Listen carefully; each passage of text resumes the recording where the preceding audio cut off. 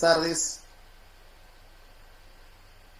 Buenas tardes, colegas. Antes de dar inicio a esta conferencia, vamos a indicarles, por favor, les exhortamos a que apaguen sus micros y aquellas personas que deseen participar al final de la conferencia van a poder realizarlo encendiendo también sus micros y realizando la pregunta, comentario respectivo que tenga que ver con la conferencia que hoy vamos a recibir.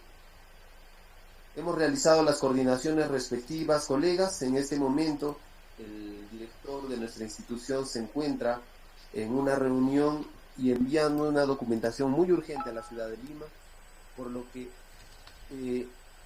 nos solicita que dispensemos en esta ocasión su presencia. Siendo así, a nombre de la Comisión de Capacitación, damos la bienvenida a la doctora Sandra Natalie Villaumpire. Ella es actualmente jueza del Juzgado de Investigación Preparatoria de la Corte Superior de Justicia de Cusco. Respecto a su hoja de vida, podemos referir que la doctora Sandra Natalie ha sido fiscal adjunta provincial en el Distrito Fiscal de Puno desde el año 2011 al 2016. En nuestro distrito judicial es jueza del quinto Juzgado de Investigación Preparatoria de Cusco desde el año 2016 a la fecha. Es magíster en Derechos Humanos y Derechos Constitucionales por la Universidad Nacional del Altiplano de Puno, con estudios en doctorado en Derecho en la Universidad Nacional del Altiplano de Puno, con estudios en maestría en Derecho Penal y Procesal Penal en la Universidad Nacional del Altiplano de Puno. Es docente invitada en la Escuela de Posgrado de la Universidad Nacional del Altiplano de Puno. También es miembro de la Comisión Distrital de Género de la Corte Superior de Justicia de Cusco y actualmente también colabora con la Academia de la Magistratura sede Cusco para poder realizar capacitaciones a los jueces y fiscales de nuestro distrito judicial. A nombre de la Comisión de Capacitación, vamos a dar inicio entonces a la conferencia denominada Prisión Preventiva en el Contexto de Emergencia Sanitaria, a cargo de la magistrada Sandra Natalie Villaumpire, jueza titular del quinto Juzgado de Investigación Preparatoria de Cusco, que está siendo programada para el día de hoy. Doctora Sandra, a nombre del doctor Robert Chávez, le damos la más cordial bienvenida y el agradecimiento a nombre del director y las disculpas del caso, debido a que el doctor en este momento se encuentra en una reunión y está remitiendo una documentación urgentísima. Esperemos pueda entendernos esta situación. Doctora, está en uso de la palestra entonces para que pueda iniciar con esta conferencia. Muchas gracias.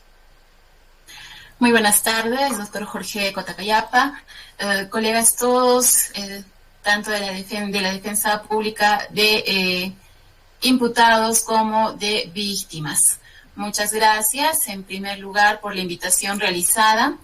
Agradezco dicha deferencia y la confianza depositada en mi persona. El tema que se ha preparado para el día de hoy es el de la prisión preventiva en el contexto de la emergencia sanitaria.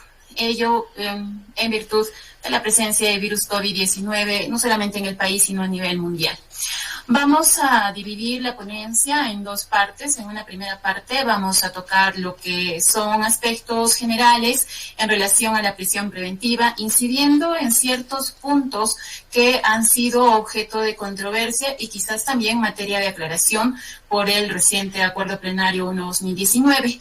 Mientras que en la segunda parte de la exposición lo que trataremos de abordar será las normas dictadas en el contexto de emergencia sanitaria, ello por el Estado peruano, vía delegación de facultades al Poder Ejecutivo, concretamente los alcances del Decreto Legislativo 1513, que ha establecido diversas medidas y figuras procesales en relación a lograr el deshacinamiento carcelario.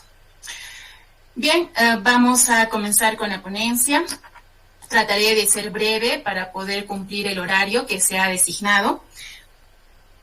En relación a la prisión preventiva, en primer lugar, hemos de indicar que como definición y tomando aquella definición señalada por la Corte Interamericana de Derechos Humanos, pues se trata de una medida cautelar de carácter personal, también de facultad únicamente jurisdiccional, cuya aplicación está regulada por ley, de aplicación excepcional y de carácter no punitivo. Es este último aspecto, esto es el carácter no punitivo, el que sobre todo resalta la Corte Interamericana de Derechos Humanos, que tiene como efecto la privación de la libertad del procesado para garantizar otros fines constitucionalmente legítimos y congruentes con la naturaleza de la medida. Es decir, es de última ratio y siempre que no existan medidas alternativas. En esta definición encontramos contenidas las principales características de la prisión preventiva, siendo estas, por ejemplo, el de la legalidad, que comprende que esta medida únicamente se puede dictar en la forma y por el tiempo que esté regulado por ley, así como que únicamente puede ser dictada por un juez competente. También encontramos la característica de la excepcionalidad, en tanto esta medida únicamente se podrá aplicar de manera excepcional y siempre y cuando sirva a los fines del proceso, esto es, garantizar la realización de la investigación sin la interferencia o la obstaculización que pueda realizar el imputado, esto es, para evitar el peligro de obstaculización de la actividad probatoria o, de ser el caso, para garantizar la presencia del imputado, esto es, conjurar el peligro de fuga de existir el mismo. Además, se contiene el principio de proporcionalidad, en tanto, esta medida únicamente podrá ser impuesta siempre y cuando no existan medidas alternativas que resulten ser menos lesivas al derecho de libertad u otros derechos fundamentales del imputado, y únicamente en función a lograr los fines del proceso, no así para otros fines. Es por eso que se indica que resulta ser de carácter no punitivo, pues la prisión preventiva no implica la imposición de una pena de manera anticipada, no resulta ser un fin en sí mismo, no puede ser utilizado para poder presionar al imputado y lograr, por ejemplo, una confesión o que otorgue información al proceso. Estas no son las finalidades de la prisión preventiva y, por ende, la Corte Interamericana de Derechos Humanos en esta definición las descarta.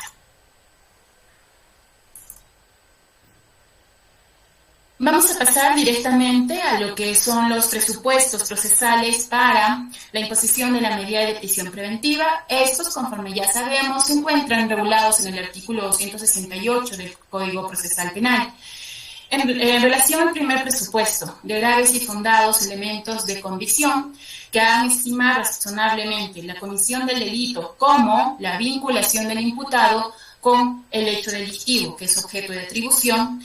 El reciente acuerdo plenario 1/2019 pues hace referencia a que se requiere para que concurra este primer presupuesto la existencia de una sospecha fuerte. Sin embargo, esta definición ha tenido cierta evolución. En la casación 626-2013 Moquegua se hablaba de una alta probabilidad de la comisión del delito. Posteriormente, en la sentencia plenaria 1/2017 se indica la exigencia de una sospecha grave y posteriormente en el acuerdo plenario se habla de una sospecha fuerte. Sin embargo, todas estas definiciones o nomenclaturas pues en realidad hacen alusión a lo mismo. Inclusive también se utiliza otros nomen juris como la sospecha vehemente, la sospecha grave y fundada, etc.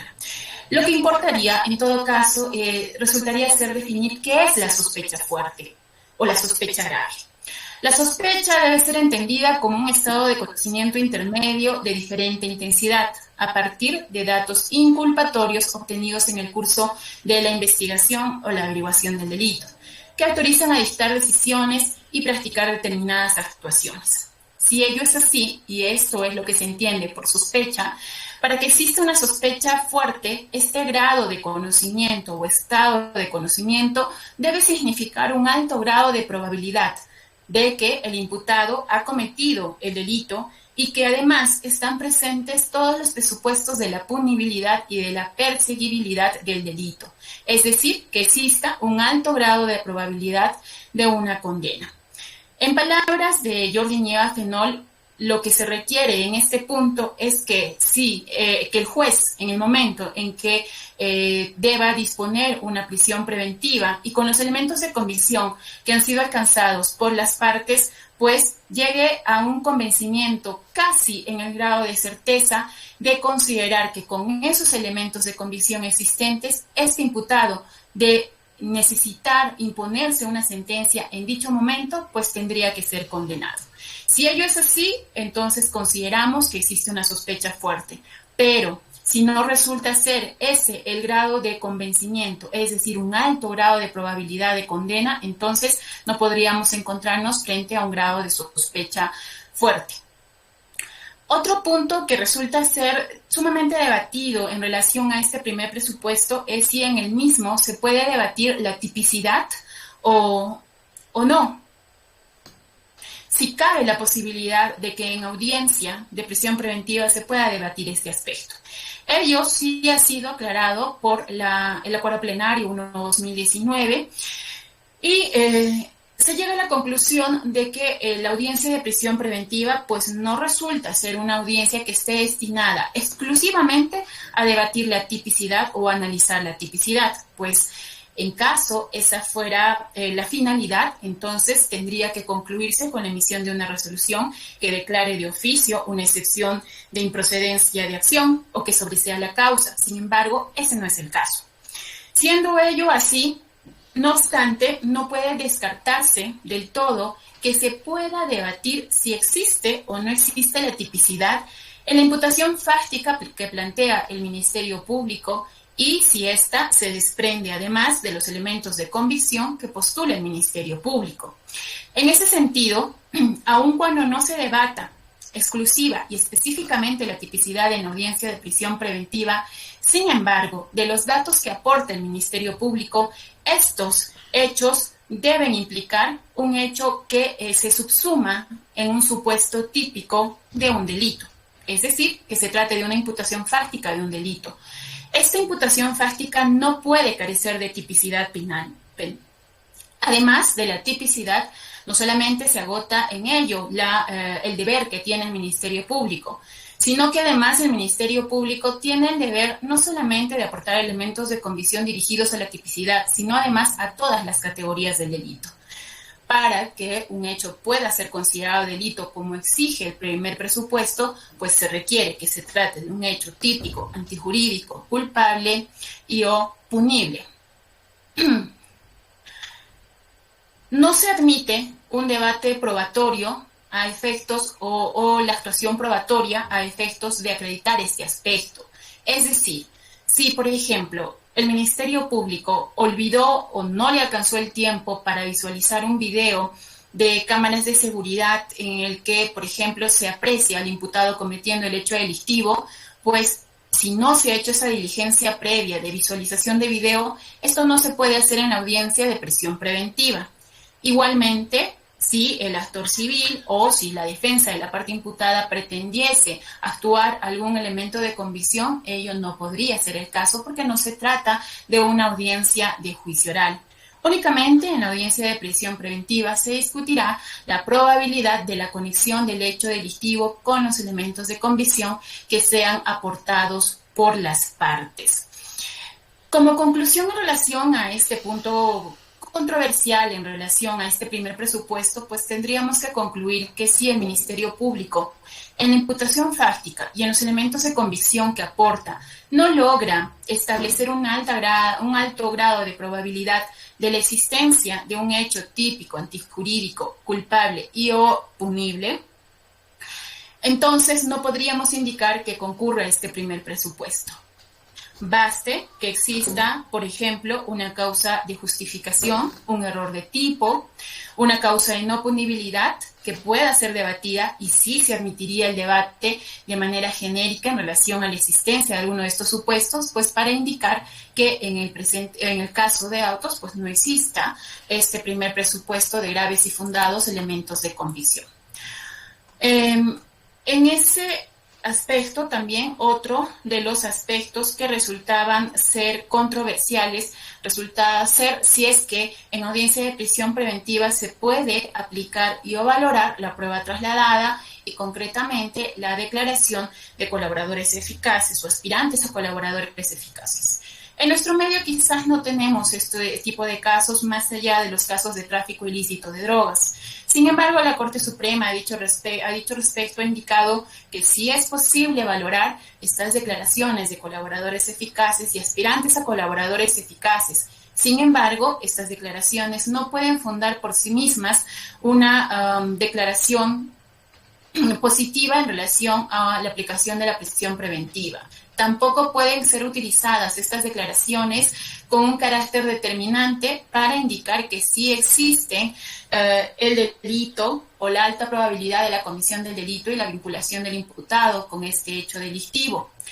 Para valorar estos elementos de convicción, pues no resultaría ser necesario que se indique a las partes, ni siquiera al juez, cuál es la identidad de este colaborador eficaz o el aspirante. Evidentemente, ello para salvaguardar la integridad de esta persona. Y el juez, sin embargo, sí tendrá que valorar la credibilidad subjetiva de este aspirante o colaborador eficaz. Esto es, si durante las versiones que haya referido durante este procedimiento especial de colaboración eficaz ha sido preciso, ha sido coherente, da una versión creíble, ha sido persistente en su versión en relación a los hechos que están contenidos en este incidente de colaboración eficaz.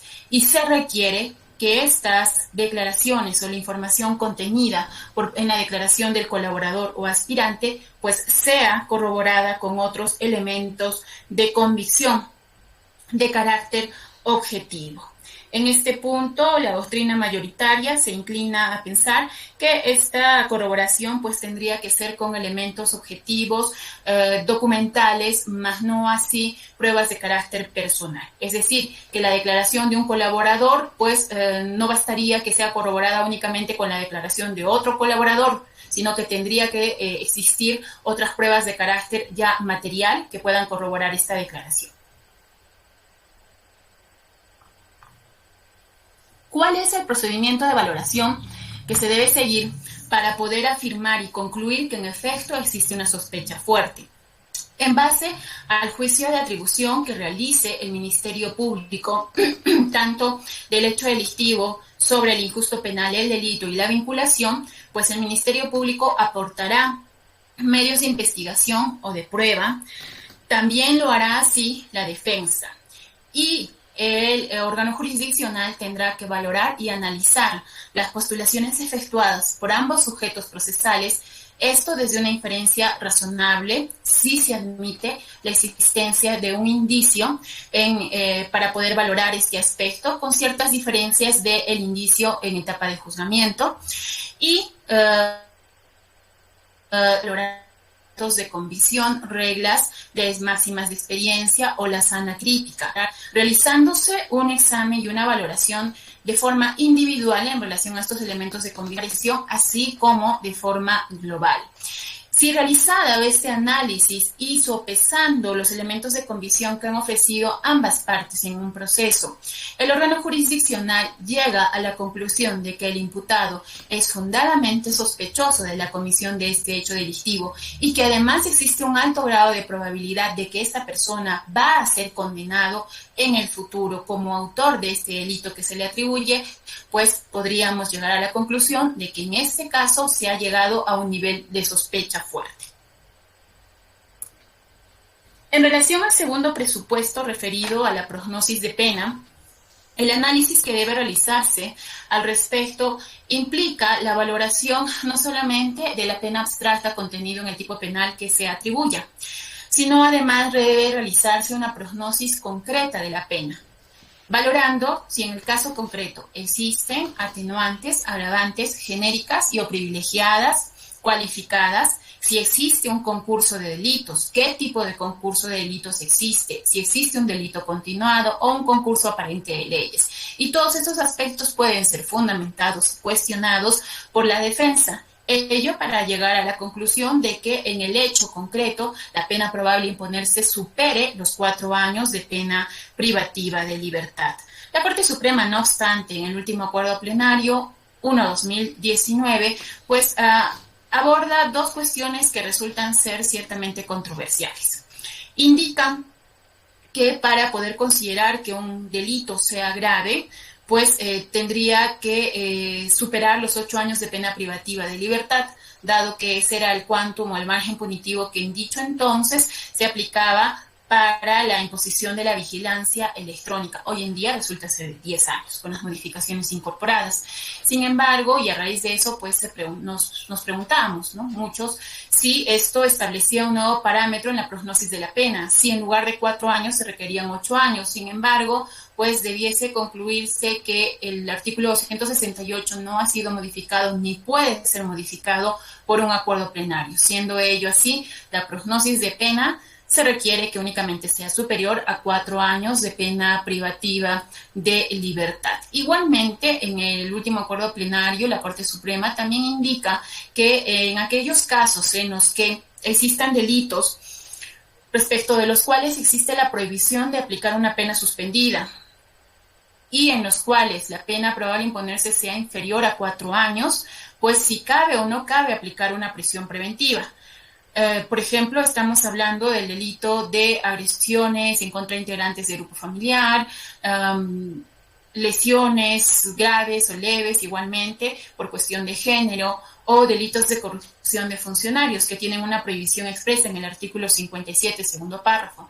Sin embargo, la Corte Suprema indica que dado que estos delitos pues no superan el quantum de la pena de 4 años, pues no requieren la imposición de una prisión preventiva, sin perjuicio de que el juzgado puede imponer ciertas restricciones. Sin embargo, si nos vamos al artículo 288 del Código Procesal Penal, en el que se señalan cuáles son las restricciones aplicables, estas obviamente siempre acompañan un mandato de comparecencia con restricciones.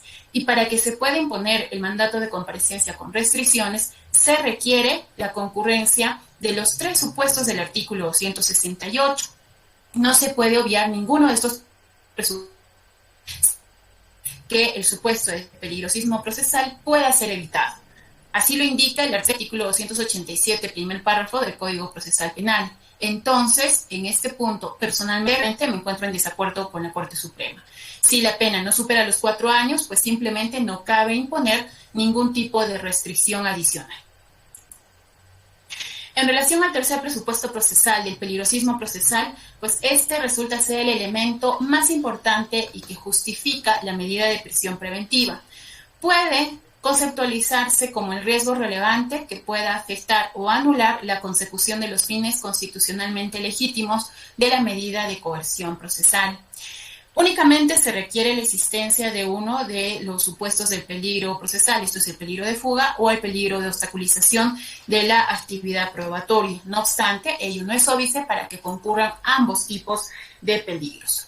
En relación al peligro de fuga, los supuestos en base a los cuales se puede considerar que existe este peligro están señalados en el artículo 269 del Código Procesal Penal. La gravedad de la pena, existencia de arraigos, la magnitud del daño, la ausencia de voluntad para repararla del imputado, la pertenencia de una organización criminal y la conducta procesal del imputado. Estos son elementos que ya sabemos, solamente vamos a tocar algunos aspectos controvertidos en relación a los mismos. Respecto a la gravedad de la pena, en este punto sí hemos de valorar lo que dice la Corte Suprema, puesto que la Corte Suprema lo que indica es que el hecho de que un delito esté sancionado o que vaya a existir una prognosis de pena superior a 4 años de pena privativa de libertad no implica por sí mismo que más allá de los 4 años de pena privativa de libertad hacia adelante se debe considerar que es una pena grave, pues no es lo mismo imponer una pena de cadena perpetua de 15 años o de 5 años de pena privativa de libertad. Evidentemente, el grado de gravedad de estas penas va a ser diferente. Entonces, la Corte Suprema lo que indica es que puede considerarse o utilizarse como un parámetro para establecer que una pena sea grave el parámetro de la vigilancia electrónica. Esto es, en ese entonces, de 8 años de pena privativa de libertad. e indica que a partir de los 8 años en adelante recién podríamos considerar que existe una pena grave. ¿Esto qué quiere decir? Que si, por ejemplo, nos encontramos frente a un delito de estafa agravada, con un quantum aparente de 6 años de pena privativa de libertad, entonces el Ministerio Público no podría indicar como un fundamento del peligro de fuga que en este caso la pena es grave, porque no hay una pena grave. La Corte Suprema ha considerado ya que se debe considerar pena grave a partir de los 8 años de pena privativa de libertad en adelante. E incluso si existiese una pena que sí resulta ser grave, más de 8 años, pues no podríamos indicar que solo porque existe una pena grave existe un peligro de fuga. El peligro de fuga debe desprenderse de los demás elementos que están contenidos en el artículo 269, que, ojo, no se trata de un catálogo numerus clausus, sino un catálogo numerus apertus que admite inclusive más elementos y el legislador únicamente ha establecido los contenidos en el artículo 269 como un catálogo referencial. Se debe valorar la tentación que pueda implicar en el imputado o en el procesado esta gravedad de la pena, pues si una persona se puede enfrentar a la aplicación de una pena, por ejemplo, de 7 años de pena privativa de libertad, que suponiendo se someta a una terminación anticipada y que exista una confesión sincera, podría implicar incluso la aplicación de una pena concreta ya en su oportunidad y de ser condenado de aproximadamente unos 4 años de pena privativa de libertad. Incluso aunque esta pena vaya a ser efectiva y que luego podrá dar lugar a beneficios penitenciarios, dependiendo del delito, entonces no va a ser la misma tentación de huir de un procesado que dentro del futuro afronte unos 4 años recluido en un establecimiento penitenciario a una persona que se pueda ver enfrentada a, por ejemplo, una pena de cadena perpetua. Evidentemente, si estas dos personas, estando en estas dos situaciones diferentes, tienen familia, tienen trabajo, tienen un hogar, un domicilio arraigado, pues aquel que afronta 4 años de pena privativa de libertad es muy probable que no vaya a eludir la acción de la justicia, mientras aquel que vaya o tenga como un pronóstico la aplicación de una pena de cadena perpetua, incluso teniendo todos los arraigos, es probable que sí vaya a eludir la acción de la justicia.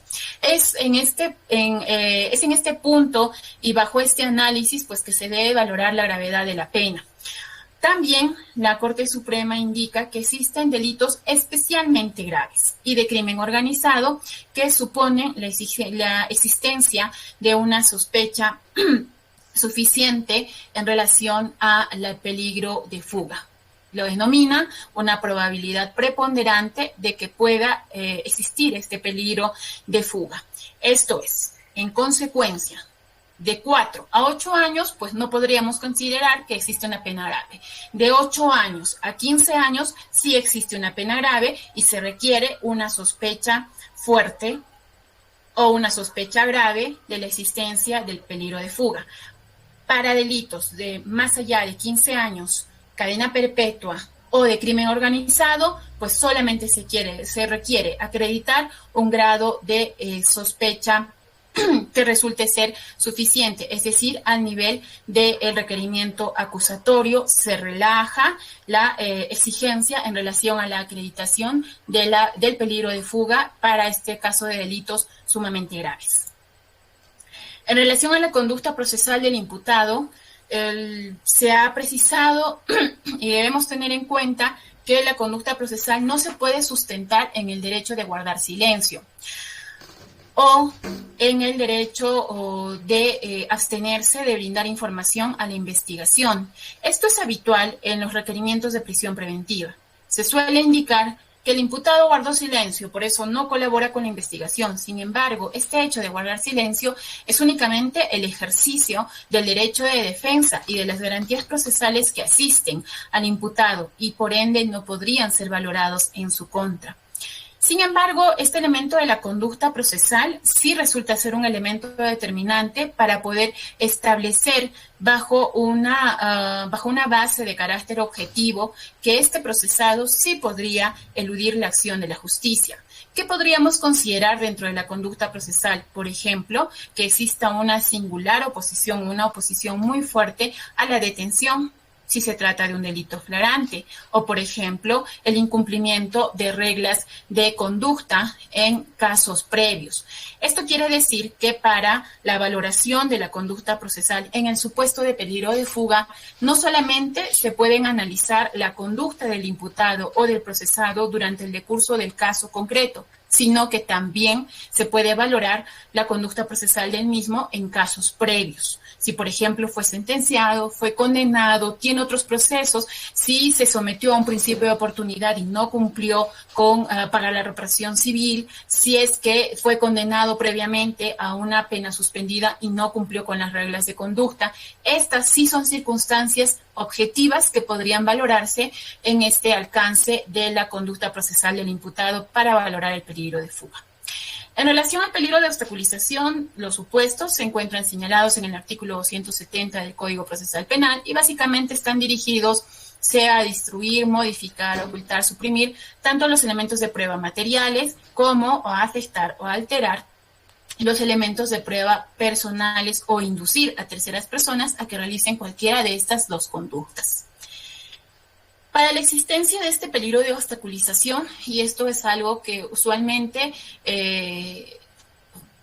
adolecen los requerimientos de prisión preventiva cuando se postula la existencia de este peligro, es que el Ministerio Público no puede únicamente agotar su fundamentación del peligro de obstaculización en indicar que el imputado conoce a sus coprocesados o el imputado conoce a la víctima y por eso puede obstruir la actividad de investigación, puede ejercer presión sobre ellos para que no declaren conforme a la verdad.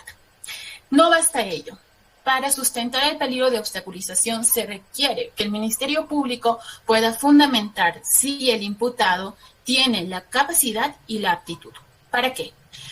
Capacidad de poder acceder e influenciar, sea por sí mismo o por medio de terceros, a las fuentes de prueba. El hecho de que conozca a una persona no implica necesariamente que tenga la aptitud para poder influenciar en esta persona.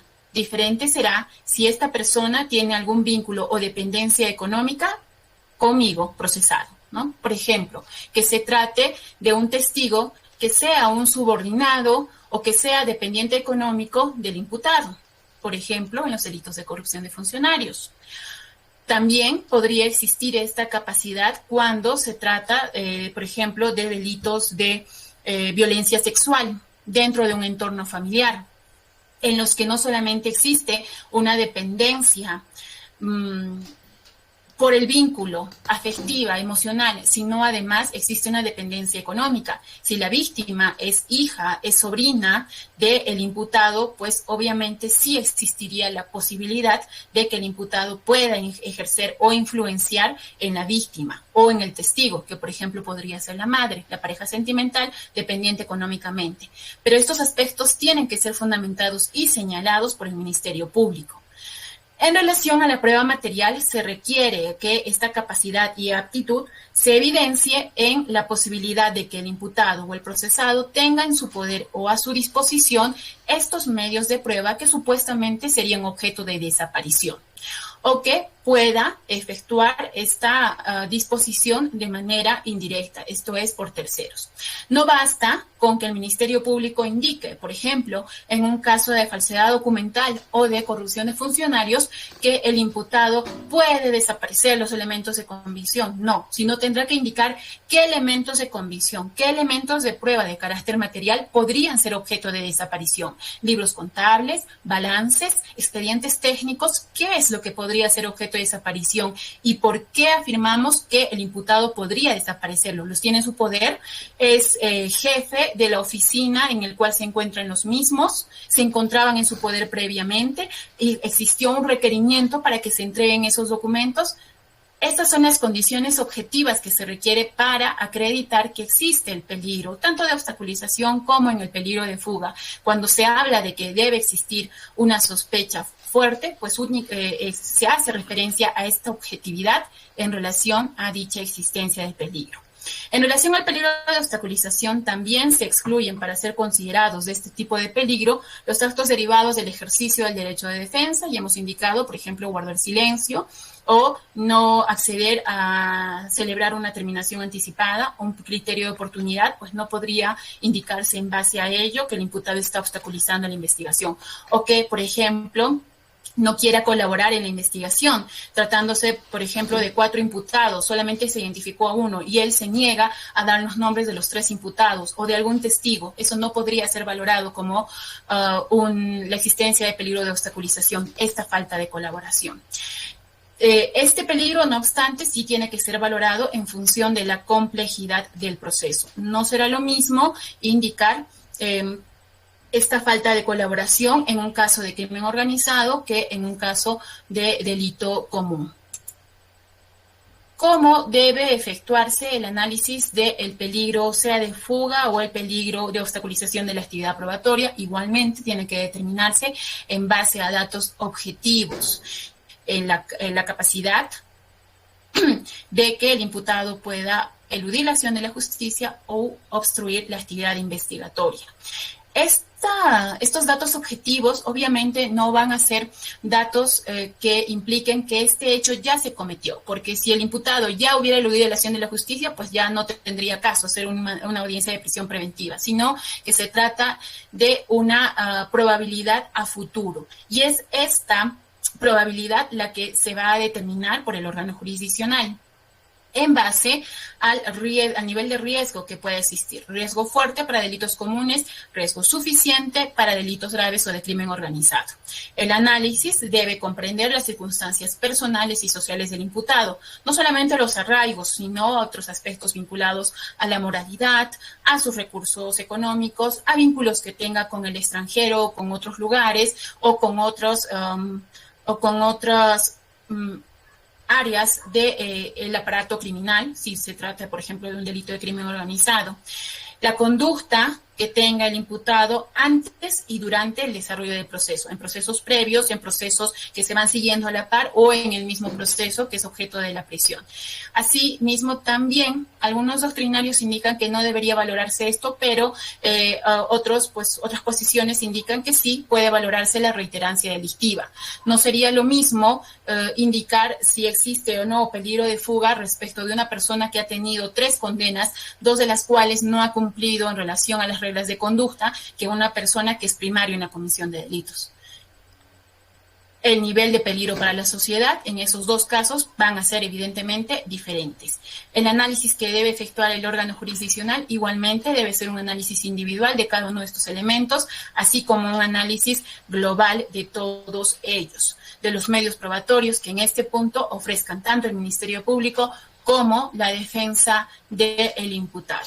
Y sí existe un complemento subjetivo en esta valoración, porque como hemos indicado, va a ser, la conclusión va a ser un pronóstico a futuro de que esta persona, si está en libertad, podría eludir la acción de la justicia o podría obstaculizar la investigación.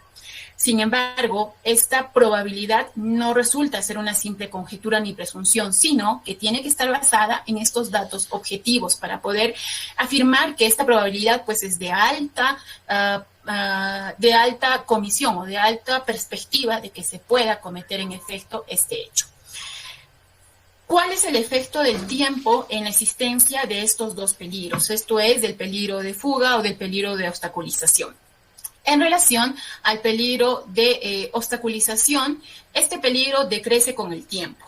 O sea, si es que se pretendía desaparecer algún elemento de prueba material o influenciar en algún elemento o en una fuente de prueba personal, la recomendación es que el Ministerio Público tiene que instar mecanismos durante la investigación para poder salvaguardar este elemento de prueba material o personal que pretenda ser afectado por el imputado, con una medida de incautación, de allanamiento, de prueba anticipada. Si es que el fiscal no realizó estas medidas, pues evidentemente ello ya es responsabilidad de este sujeto procesal y no podría indicarse que el peligro de obstaculización vaya a subsistir todavía a etapa de juzgamiento. ¿Qué quiere decir esto? Que si durante la investigación no se pidió la prisión preventiva, pues no se va a poder pretender por el Ministerio Público pedir la prisión preventiva en etapa intermedia basado en peligro de obstaculización, porque tuvo toda la etapa de investigación para poder salvaguardar este elemento que podía ser objeto de afectación por el procesado. Si no lo hizo, es su responsabilidad, pero este peligro ya decayó en el tiempo. En relación al peligro de fuga, a diferencia del peligro de obstaculización, el tiempo puede generar un incremento o un decrecimiento del peligro de fuga, dependiendo de que, producto de la investigación, se llegue a reunir más elementos de convicción que abonen en la solidez de la imputación del Ministerio Público o, por el contrario, los elementos de convicción que se vayan reuniendo durante la investigación determinen que existen otras líneas de investigación o que la vinculación del imputado, pues ya no existe una sospecha grave en relación a esa vinculación. Entonces, el peligro de fuga decrecería. En relación a la proporcionalidad de la medida, esta debe obedecer únicamente a los fines del proceso, garantizar la presencia del imputado, garantizar la investigación, garantizar la realización de un enjuiciamiento, una etapa de enjuiciamiento sin mayores incidencias, asegurar el cumplimiento de la pena. Estos fines del proceso otorgan una legitimidad constitucional a la prisión preventiva. No puede indicarse por parte del Ministerio Público que se solicita la prisión preventiva para fines diferentes a estos. Y si existen fines diferentes, evidentemente esta medida no resultaría ser proporcional, no resultaría superar este subtest de idoneidad en sentido estricto. En relación a subtest de necesidad, y este punto resulta ser importante, ahí tendrán que valorarse si existen medios alternativos que pueden ser aplicados o no, y en esta argumentación, tanto el Ministerio Público tendrá que indicar por qué los medios alternativos existentes no serían suficientes para garantizar los fines que ya vimos, y la defensa tendría que indicar qué medios alternativos existen. Por ejemplo, ofrecer una caución económica, si ese fuese el caso, si es que considera que pudiese ser aplicable una comparecencia con restricciones. En la segunda intervención, el fiscal tendrá que indicar por qué estas medidas alternativas que propone la defensa no resultarían tener la misma eficacia. Y en la proporcionalidad, pues tendrá que aplicarse el test de ponderación, valorando allí que el grado de afectación de los derechos del imputado, pues traigan consigo un grado de optimización o de satisfacción alto o mayor a la afectación de los derechos. En relación a la razonabilidad del plazo, pues el Ministerio Público no necesariamente tendría que pedir y el juzgado no necesariamente tiene que dar el plazo máximo establecido por ley. ¿Por qué? Porque el plazo máximo de ley no es compatible necesariamente con el principio de plazo razonable. La Corte Suprema recomienda tomar estos elementos como parámetros de aplicación para evaluar la razonabilidad del plazo. La conducta procesal del imputado, la complejidad del proceso, si el delito es grave, la cantidad de actos de investigación, las diligencias que ya se realizaron. Usualmente en los casos de delitos en flagrancia, que en su mayor caso son aquellos en los que se pide la prisión preventiva, la mayor cantidad de diligencias de investigación ya se realizaron. Entonces, no podría sustentarse la etapa de investigación preparatoria en 6 meses si únicamente resta recabar 2 declaraciones. Evidentemente, ahí el plazo de prisión tendría que ser mucho menor. Si va a existir diligencias de cooperación judicial internacional, si existen pericias complejas que tengan que realizarse. Todas estas circunstancias tienen que ser analizadas al momento de valorar la razonabilidad del plazo y, por ende, también tienen que ser fundamentadas por ambos sujetos procesales. Estas circunstancias o estos elementos que señala la Corte Suprema, pues, son compatibles con los elementos que ha dictado la Corte Interamericana de Derechos Humanos, la complejidad del plazo, la conducta procesal del imputado, la conducta de las autoridades, así como la afectación que se pueda generar tanto a la víctima como al imputado. La conducta de las autoridades, ¿por qué? Y este es un punto que también se tiene que utilizar al momento de fundamentar, por ejemplo, las prolongaciones o adecuaciones de prisión. El plazo de prisión preventiva no puede salvar y no puede no puede fundamentarse en la carga procesal, no puede fundamentarse en una negligencia en la investigación por parte del Ministerio Público. Si la medida de prisión preventiva se dio en determinada fecha y se otorgó 6 meses, de estos 6 meses, 3 se previeron que eran para culminar la investigación, pero en esos 3 meses no se hizo nada y recién después de 4 meses está pretendiendo concluirse la investigación. En ese caso, cuando lleguen a los 6 meses, que probablemente recién se esté en etapa intermedia, pues o incluso concluyendo la investigación preparatoria, no podría otorgarse una prolongación de prisión preventiva. Y todas estas circunstancias tienen que ser valoradas al momento de analizar la razonabilidad del plazo para imponerse la medida de prisión preventiva. En relación ya a la segunda parte, respecto a la emergencia sanitaria que azota a nuestro país, así como a nivel mundial, frente a este contexto se han pronunciado ya diversos organismos internacionales, la Comisión Interamericana de Derechos Humanos, la Corte Interamericana de Derechos Humanos, la Organización Mundial de la Salud, ONU Mujeres, y a nivel nacional, la Defensoría del Pueblo en su informe número 8/2020, o el MINJUS también. Entonces, han existido diversos pronunciamientos. Todos ellos recomiendan que los estados partes reconozcan a la población penitenciaria como una población vulnerable y que el Estado adopte medidas para poder salvaguardar los derechos de estas personas y concretamente su derecho a la salud y el derecho a la vida. Ello que implica que el Estado tiene un deber de garante respecto de salvaguardar estos derechos en relación a la población carcelaria, porque aun cuando se vean privados del derecho de libertad, pues no se les puede privar de derechos adicionales como el derecho a la salud o el derecho a la vida.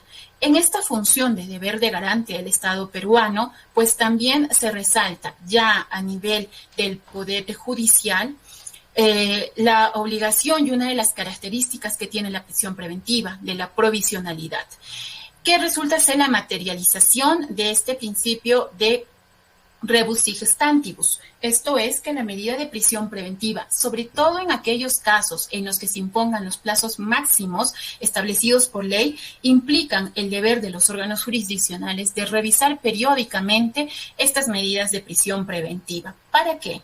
Para como una de las tantas medidas que deben adoptarse a nivel del Estado en conjunto para paliar el problema del hacinamiento carcelario, que ya ha sido reconocido como un grave problema y como un estado de cosas inconstitucionales por el Tribunal Constitucional en la sentencia 5436/2014, y que podría y tendría que dar lugar a la aplicación de medidas alternativas en ciertos casos en los que se requiera salvaguardar los derechos de la población penitenciaria.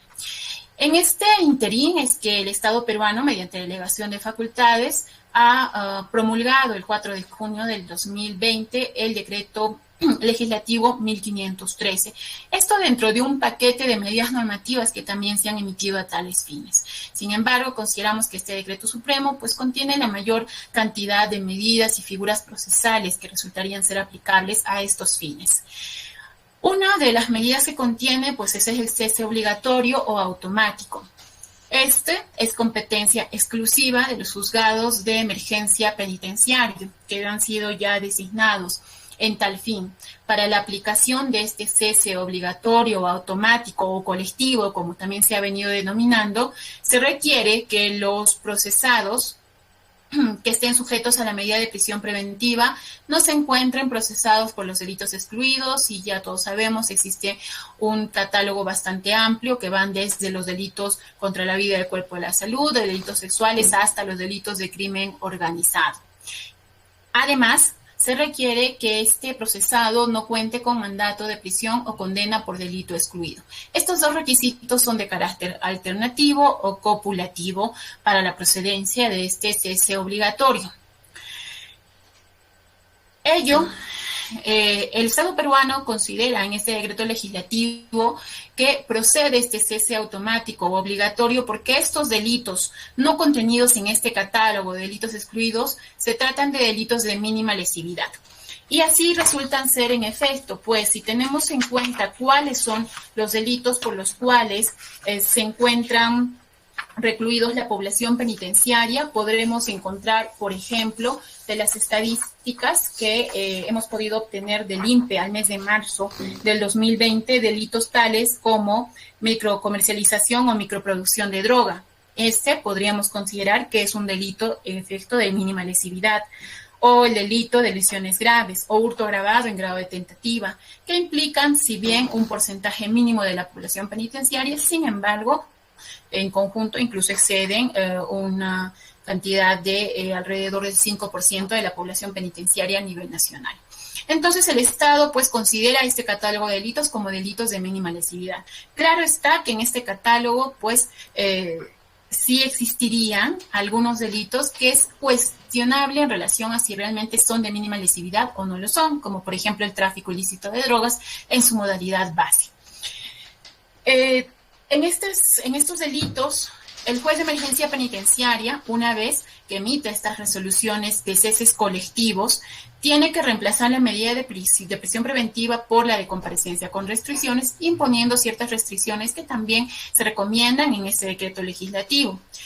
¿Cuáles son puntos criticables en relación a este mecanismo de cese obligatorio? Que, por ejemplo, el legislador no ha considerado en este punto la posibilidad que el juez de emergencia pueda realizar de casos que, aún siendo delitos excluidos, sí pueden ser de mínima lesividad por tratarse de delitos en grado de tentativa, ¿no? Por ejemplo, podríamos hablar de un delito de agresiones en contra de integrante del grupo familiar que está prohibido, pero que sea en grado de tentativa. O, por ejemplo, un delito de homicidio simple en grado de tentativa. Entonces, no podríamos indicar que el nivel de lesividad de un delito en grado de tentativa sea el mismo que de un delito en grado de consumado. Sin embargo, el legislador no da esta posibilidad. Y tampoco se valora la existencia de reincidencia y habitualidad. No es lo mismo considerar a una persona que es primario en la comisión de un delito de hurto agravado, que sería pasible de este cese obligatorio, que una persona que sea habitual en la comisión del delito de hurto agravado. Sin embargo, igual esta persona va a merecer este cese obligatorio o automático. El Estado, en la redacción de este decreto legislativo, no da pie a que el juzgado de emergencia penitenciaria pueda eximirse de la aplicación de esta medida en estos delitos que puedan ser considerados que sí son de lesividad o de una gran lesividad, o que se trate de reincidentes o habituales. Y este es un punto controvertido en este aspecto. Otro de los mecanismos que también están contenidos en este decreto legislativo es la revisión de oficio de la prisión preventiva. Para aquellos delitos que puedan ser pasibles del cese automático, pues se aplicará esta medida. Para los demás delitos que estén dentro del catálogo de delitos excluidos en el artículo 2.1 de este decreto legislativo, cabe la aplicación de la revisión de oficio de prisión. A este momento, quiero pensar que ya todos los juzgados hemos concluido con este procedimiento de revisión de oficio de prisión preventiva. Pero, aun cuando no se hayan concluido, o incluso de haberse concluido, ello no obsta para que la defensa pueda solicitar pedidos de cese de prisión preventiva, pues con los argumentos que están contenidos y también con los aspectos que tienen que ser valorados conforme este artículo 3 del decreto legislativo 1513.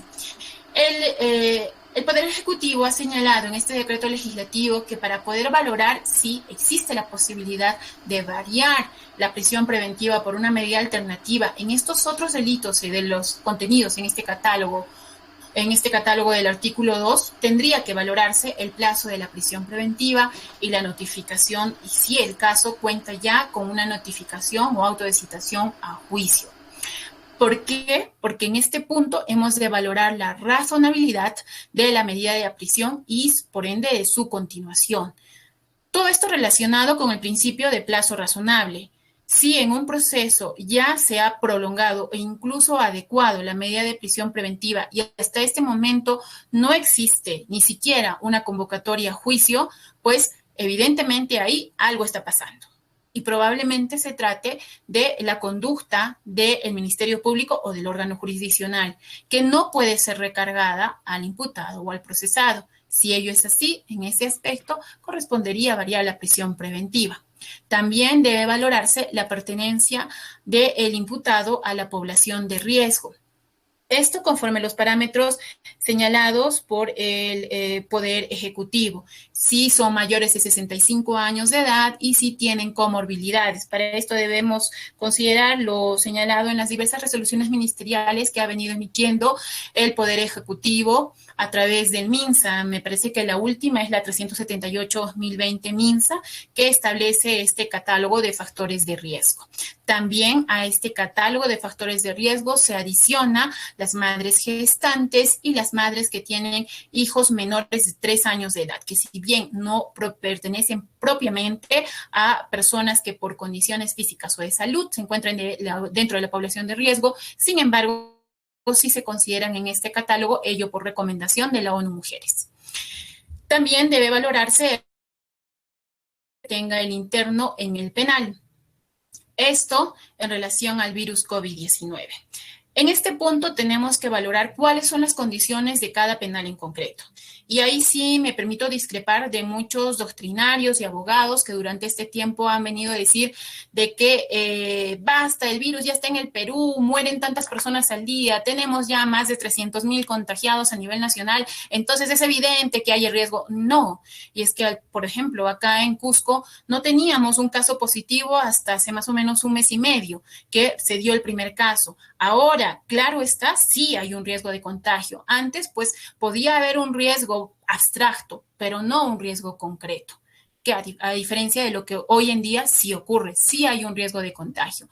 Pero basta que exista este riesgo de contagio que evidentemente va a existir al interior de un establecimiento penitenciario, sobre todo porque debemos considerar las condiciones carcelarias, la sobrepoblación y el hacinamiento carcelario. En este punto, si existe o no existe un equipo médico preparado, si se han tomado medidas sanitarias de higiene, no, por parte de la autoridad penitenciaria. No será lo mismo establecer este riesgo de contagio al interior del establecimiento penitenciario de varones de Cusco, que tiene un porcentaje de sobrepoblación carcelaria de 92%, en el que sí hay hacinamiento, que el establecimiento penitenciario de mujeres del Cusco. Actualmente, al mes de marzo, el grado de sobrepoblación era del 2%. No existe un grado de hacinamiento carcelario al interior del establecimiento penitenciario de mujeres. Entonces, el riesgo de contagio no es el mismo en el penal de varones que en el penal de mujeres. Y son todas estas consideraciones las que tendrían que fundamentarse en este punto. Ahora, incluso aunque exista un riesgo de contagio, este riesgo de contagio va a implicar un riesgo para la salud o para la vida del interno, y ahí este supuesto va de la mano con el anterior supuesto, para verificando que la persona o el imputado en concreto tiene o no tiene factores de riesgo, pertenece o no a esta población. Otro de los puntos a valorar son las medidas limitativas de derechos que ha emitido el Estado peruano, las medidas de cuarentena, de emergencia sanitaria, que actualmente están hasta el mes de septiembre, pero que hoy en día, al día de hoy, pues al menos en nuestra ciudad o en nuestra provincia, se han levantado en gran medida. Entonces, no podríamos indicar que al mes el riesgo de fuga al mes de abril con el riesgo que existe hoy en día sea el mismo, producto de estas medidas limitativas de derechos. Es importante resaltar que en estos dos puntos, esto es el riesgo de contagio y las medidas limitativas de derechos, pues se tratan de hechos notorios que no merecen ningún tipo de acreditación. La existencia del virus, pues es un hecho que nadie podría negar, ¿no? En este punto de la revisión de oficio de la prisión, como ya hemos indicado, está dirigida a delitos que no están contenidos en el catálogo de delitos pasibles del cese automático. Esta revisión de oficio, si ya se realizó en un caso, no impide que la defensa pueda solicitar en forma conjunta, paralela o posterior una solicitud de cese de prisión preventiva. Este eventual pedido de cese de prisión preventiva debe fundamentarse conforme a los parámetros del artículo 283. Podría cuestionar cualquiera de los presupuestos o incluso únicamente el presupuesto referido al peligrosismo procesal y o a la proporcionalidad, que sobre todo son los factores en base a los cuales se incide en estos 4 puntos que ya hemos visto. Estos están dirigidos justamente a relativizar estos presupuestos, el peligrosismo procesal sobre todo y la aplicación del principio de proporcionalidad. Y estos también pueden ser fundamentados por la defensa. También deberá analizarse, no basta que existan estos 4 elementos que ya hemos indicado, que se indican en el artículo 3.2 del decreto legislativo, sino que estos 4 presupuestos que ya vimos en forma previa tienen que ser analizados también en forma conjunta con los demás presupuestos del artículo 269 y 270. ¿Por qué? Porque estos presupuestos están dirigidos a relativizar o a minimizar el peligrosismo procesal en su mayoría. Entonces, pues tenemos que sopesar y realizar un ejercicio de ponderación, si existiendo la gravedad de la pena o no, el hecho de que el imputado pertenezca a una población de riesgo va a eliminar o no elimina el peligro de fuga. Entonces tendrán que considerarse todos los elementos que están contenidos en estos 2 artículos. La resolución que pueda disponer el cese de oficio de la prisión preventiva deberá dictar medidas alternativas como la detención domiciliaria, la vigilancia electrónica, etcétera. Es posible un cese de prisión preventiva de oficio, producto de esta medida, se pueda revocar, si es posible. Y ello ocurrirá cuando no se cumplan con las reglas de conducta que se dicten, con las restricciones que se dicten o con estas medidas alternativas que puedan emitirse. Otro de los supuestos que están contenidos en este decreto legislativo es la remisión condicional de la pena, que procede para que en buena cuenta la remisión, que es una figura que antes no estaba incorporada en el Código Procesal Penal, únicamente se preveía esta figura para los casos de colaboradores eficaces, como un beneficio para los colaboradores eficaces. En buena cuenta, la remisión condicional de la pena es el perdón de la pena, que ahora es aplicable para aquellos sentenciados a penas menores a 8 años de pena privativa de libertad, también para sentenciados a penas menores a 10 años. Sin embargo,